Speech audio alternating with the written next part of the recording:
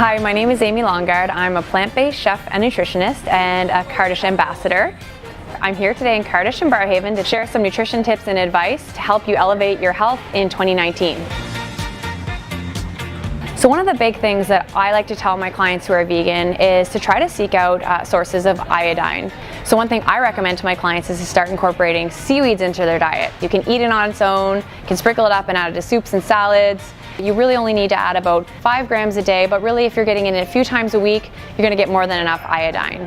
Another recommendation I have for my vegan and vegetarian clients is to try adding in plant-based sources of omega-3. They usually come from algae, and there's a really good product here called Nutri-Veg, and you can pick that up and take about a teaspoon a day, and you're going to get a nice dose of vegan omega-3.